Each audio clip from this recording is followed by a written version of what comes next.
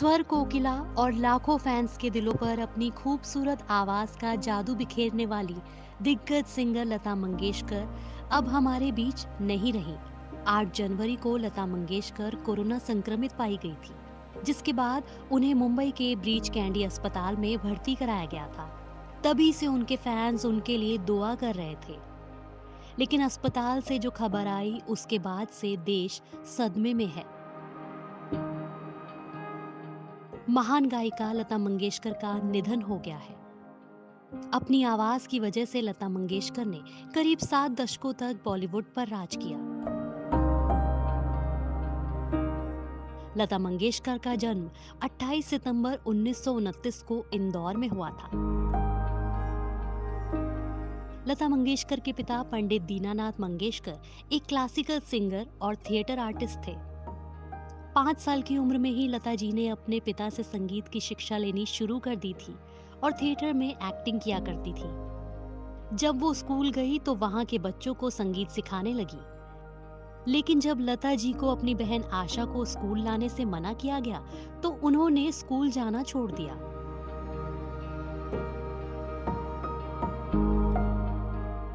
लता अपनी बहनों मीना, आशा, उषा और भाई हृदयनाथ से बड़ी थी। लता मंगेशकर का नाम पहले हेमा रखा गया था, लेकिन बाद में बदलकर लता रख दिया गया। जब लता मंगेशकर 13 साल की थी, उनके पिता का देहांत हो गया था। पिता के देहांत के बाद घर की सारी जिम्मेदारियां लता मंगेशकर पर आ गई थी। रिपोर्ट्स की माने तो पारिवारिक जिम्मेदारियों की वजह से ही लता दीदी ने कभी शादी नहीं की। लता मंगेशकर ने मराठी फिल्म पहली मंगला गौर में एक्टिंग की। जब पहली बार लता मंगेशकर ने स्टेज पर गाना गाया तो उन्हें 25 रुपए मिले थे। मीडिया रिपोर्ट्स के अनुसार प्रोड्यूसर शशधर मुखर्जी ने लता मंगेशकर की आवाज को पतली आवाज कहकर अपनी फिल्म शहीद में गाने से मना कर दिया था।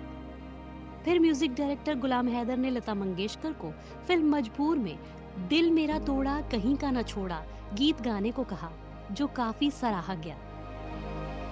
फिल्म महल के गाने आएगा आने वाला से तो वो फेमस हो गई।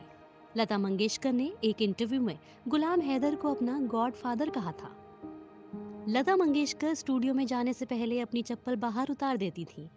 लता मंगेशकर ने 1000 से भी ज्यादा हिंदी फिल्मों में और 36 से भी ज्यादा भाषाओं में गाने गाए।